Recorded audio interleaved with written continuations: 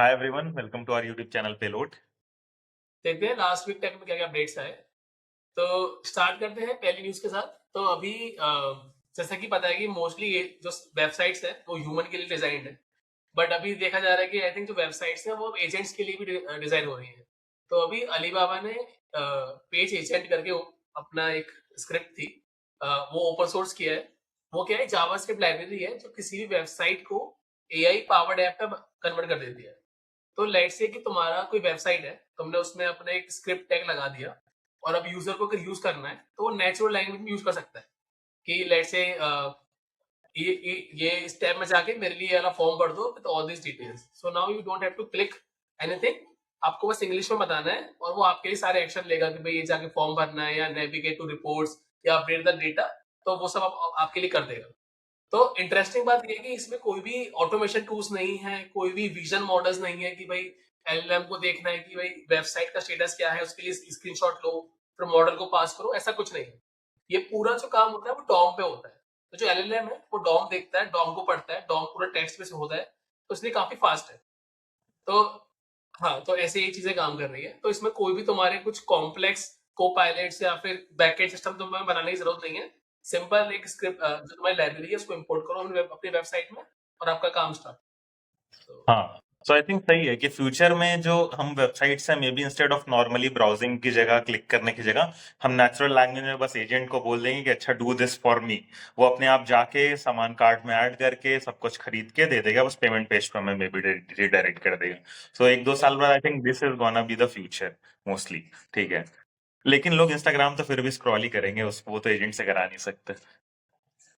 ठीक है, on to the next news. AI सबकी जॉब खा रहा है, so I mean software engineer की जब जॉब खा रहा है तो एआई रिसर्चर की जॉब भी खानी ही चाहिए। सो इन द सेम वीन अब एआई, पहले इंसान एआई के कोड लिखते थे, अब एआई अपना कोड भी लिखना शुरू कर दिया। आई मीन 30 to 50% कोड खुद से लिखने लगा है। ऐसा हुआ है, चाइनीज एआई लैब है मिनीमैक्स, उन्होंने अपना एक नया मॉडल लॉन्च किया 2.7। लाइक मिनीमैक्स बहुत अच्छा है, 2.7 बोलते हैं कि 4.5 ओपस जितना अच्छा है, मतलब मॉडल अच्छा है। तो उसने क्या करा, उसने अपनी डेवलपमेंट खुद से करी है, काफी सारा कंट्रीब्यूशन करा है। तो मिनीमैक्स वालों ने एआई को बोला कि अच्छा एक काम करो, तुम एक ऐसा इन्वायरमेंट बनाओ, ऐसा माहौल बनाओ कि तुम एआई रिसर्चर्स की हेल्प कर सको, अलग अलग एआई रिसर्चर बन जाओ और अलग अलग टीम्स की हेल्प करो। तो उस एआई ने क्या करा, अपने लिए इंफ्रा पूरा सेटअप करा, डेटा पाइपलाइन सेटअप करी, ट्रेनिंग एनवायरनमेंट सेटअप करा, परसिस्टेंट मेमोरी वगैरह सेटअप करी। ठीक है, फिर अब क्या किया, फिर उसको हर टीम के साथ अलाइन किया गया। लेट्स से एक एमएल की टीम है, उसने एक ह्यूमन रिसर्चर आता है और बोलता है एआई को कि अच्छा तुम ये एक्सपेरिमेंट करो, हो सकता है इससे तुम्हारा अच्छा बन जाए चीज या फिर बुरा हो जाए। ठीक है, और उसको कुछ स्पेसिफिकेशन दे दिए। अब एआई क्या करेगा, एआई पुरानी सारी रिसर्च पढ़ेगा, अपना एक्सपेरिमेंट लॉन्च करेगा। अगर एक्सपेरिमेंट जब चल रहा होता है तो चीजें डीबग करता है, टेस्ट करता है, कुछ इशू है तो फिक्स करता है, पीआर रेज करता है। तो ऐसे पूरा एक्सपेरिमेंट जब खत्म होता है तो इंसान एक रिव्यू करता है और एक्सपेरिमेंट फिर से रन कर देता है, कुछ गाइडेंस होता है तो देगा, फिर से रन कर देगा। तो ऐसे लूप चलता रहता है, चलता रहता है, एक खुद ही रिसर्च करता रहता है रिकर्सिवली, ह्यूमन बस गाइडेंस देता है, रिव्यू देता है। ठीक है, तो इस तरह से जो जो पहले एक इनकी रीइंफोर्समेंट लर्निंग टीम थी, उसमें ये जो एक्सपेरिमेंट था उसमें पहले अलग अलग टीम के कई सारे इंसान लगते थे। अब सिर्फ एक एआई एजेंट ये सारा काम कर दे रहा है, तो यानी उनका 30 से 50% काम एआई एजेंट कर दे रहा है। और मिनीमैक्स का कहना है कि कुछ ही लाइक महीनों में, मे बी इस साल के एंड तक पूरा एंड टू एंड काम एआई ही करेगा। यानी एक्सपेरिमेंट में खुद ही लाएगा, खुद एक्सपेरिमेंट करेगा, देखेगा कि अच्छा बेंचमार्क में अच्छा है प्रोग्रेस, तो फिर उसको ऐड कर देगा। तो यानी एआई अब खुद को डेवलप करेगा। So I think that is there. और ये सिर्फ एक टीम के लिए नहीं, उनकी सारी team, engineering team, training team, सबको यूज कर रही है एजेंट। तो सारे प्रोसेस उनके फास्ट हो रहे हैं धीरे धीरे। सो आई थिंक फ्यूचर में कि अगर एआई खुद से ही इम्प्रूव होना स्टार्ट कर देगा तो फिर लाइक ह्यूमन से बेटर इवेंचुअली हो ही जाएगा, राइट? कि अगर सेल्फ हो इम्प्रूवमेंट है तो। जाएगा। यस, आई थिंक वो टेरिफाइंग थोड़ा सा डिस्टोपियन केस है कि भाई अगर एआई खुद 24 घंटे मेहनत करके खुद को बनाने लग गया तो आई थिंक काफी प्रोग्रेस इनएविटेबल है अगर ऐसा हो गया। Coming to the next news. तो अभी कर्सर ने अपना कंपोजर 2 नया मॉडल लॉन्च किया है। तो ये उनका प्रोप्राइटरी एआई मॉडल है फॉर कोडिंग के लिए। और उन्होंने इसको लाइक जो उनका पहला मॉडल था कंपोजर 1.5, उसी को इम्प्रूव किया है like reinforcement learning on long running coding task करके। तो अभी ये बता रहे हैं कि ये वाला मॉडल है काफी बेटर है। जो एग्जिस्टिंग मॉडल्स हैं लाइक ओपस 4.6 और 4.5 उनसे बेंचमार्क में काफी आगे है। एंड एक मजेदार चीज ये है कि ये काफी सस्ता है। लाइक जो इनका प्राइसिंग है वो अराउंड $0.5 पर मिलियन टोकन है एंड $2.5 पर मिलियन टोकन आउटपुट टोकन्स पे है। तो ये बता रहे हैं कि 10x ऑलमोस्ट 10x चीपर है देन ओपस 4.5 से। एंड इसमें जो तुम्हारा फाउंडेशनल मॉडल है राइट, वो आई थिंक कीमेट K2.5 यूज किया गया है। तो ये हाँ, मॉडल है जो कंपोजर या जो कंपोजर आया तो है आई वो थिंक कर सकता इसी मॉडल की वजह से काफी कंट्रोवर्सी हुई थी कि किमी 2.5 ओपन वेट्स मॉडल है, लेकिन अगर आप इस मॉडल का यूज कर रहे हो तो आपको किमी का लोगो लगाना पड़ेगा। अब क्या हुआ, जब इन्होंने लॉन्च किया कंपोजर वालों ने, तो इन्होंने किमी का लोगो नहीं लगाया, तो लोगों को लगा कि अच्छा इन्होंने खुद का मॉडल डेवलप किया है। फिर बाद में किसी बंदे ने जो जो एपीआई रिक्वेस्ट जाती है उसके हेडर में देख लिया कि उसमें किमी के 2.5 लिखा था, तो एकदम वायरल हो गया कि अच्छा हाँ ये तो मतलब चोरी कर रहे हैं दूसरे का मॉडल, बस रीइंफोर्समेंट लर्निंग करे कर रहे हैं, ठीक है। तो इसके कुछ टाइम बाद फिर कीमी वालों ने ऑफिशियली पोस्ट किया कि नहीं नहीं ये हमारे साथ ऑफिशियली कॉमर्शियल पार्टनरशिप में है, और नहीं नहीं ये लेजिटिमेट यूज है, इन्होंने हमारा मॉडल उठाया नहीं, इसलिए इनको लोगों की जरूरत नहीं है लोगो लगाने की, हमारा आइकन लगाने की, क्योंकि ये पार्टनरशिप के थ्रू यूज कर रहे हैं। So yes. मतलब कुल मिला के ये है कि इनका खुद का तो मॉडल नहीं है, इन्होंने बस रिइंफोर्समेंट करा है किसी अलग फाउंडेशनल मॉडल को और उसको कंपोजर 2 नाम दे दिया। आई मीन कर्सर का पूरा काम ही है रैपर होना, ठीक है, ओवरऑल एपीआई का रैपर ही है, तो मॉडल खुद खुद मॉडल का भी रैपर ही बना रहे हैं, तो सारा कंपनी रैपर ही बना रही है भाई, और कुछ नहीं कर रहे हैं लोग, और वैल्यूएशन कंस्टेंट है फिर भी, ठीक है। यस, ठीक है, on to the next news. तो अभी क्या है कि जब आप एक मॉडल जो है कोई प्रोग्रामिंग क्वेश्चन, एलएलएम कोई प्रोग्रामिंग क्वेश्चन सॉल्व करता है, तो वो रीजनिंग कर रहा है या बस वो याद कर रहा है, ठीक है, ये कैसे पता लगेगा? तो इसको लाइक फिगर आउट करने के लिए अमन और पारस चोपड़ा करके दो रिसर्चर्स हैं, उन्होंने एक कभी रिसर्च पेपर पब्लिश किया है। तो उनका कहना है कि जब आप Fibonacci series let's say code लिखते हो, या फिर कोई भी कोड लिखते हो, तो क्या करते हो, पाइथन में लिखते हो तो आप उसको जावा में कल लिख सकते हो, ठीक है। आप क्या करते हो, आपको लॉजिक पता होना चाहिए, सिंटैक्स आप एक दो दिन लगा के पढ़ लोगे और सेम कोड आप जावा में लिख सकते हो, कोई भी आप लीड कोड प्रॉब्लम सॉल्व कर रहे हो तो, ठीक है।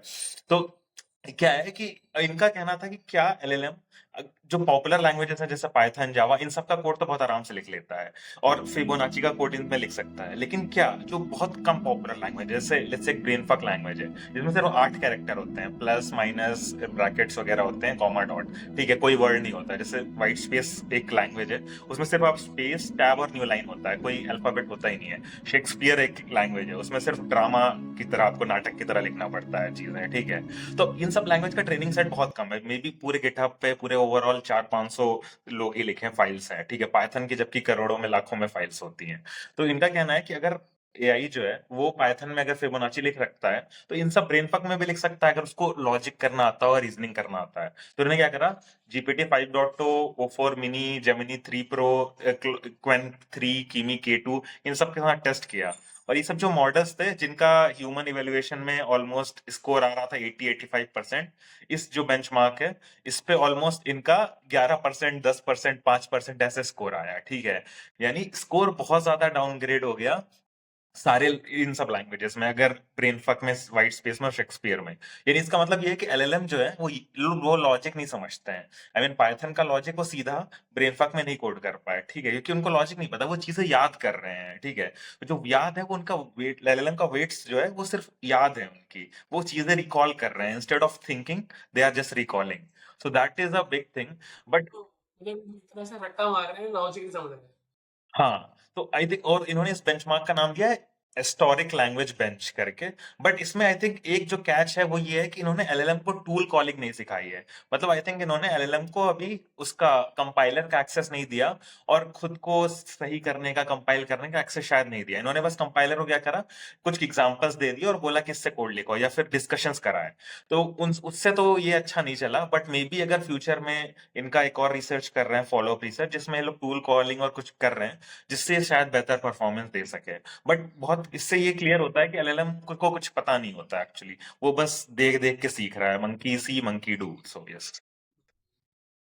ठीक है। तो अभी मुझे ओपन एआई को लेके पहले जैसा कि पता है कि लास्ट ईयर समवेयर अराउंड दिसंबर में एंथ्रोपिक ने बन एक्वायर किया था, जो कि तुम्हारा जेएस रन टाइम। तो अभी क्या है कि अभी ओपन एआई ने एस्टल एक्वायर किया है, तो तुम्हारा पाइथन डेवलपर टूल्स बनाता है, लाइक यूवी जो तुम्हारा पैकेज मैनेजर है, या रफ, या टाइप चेकर टीवाई।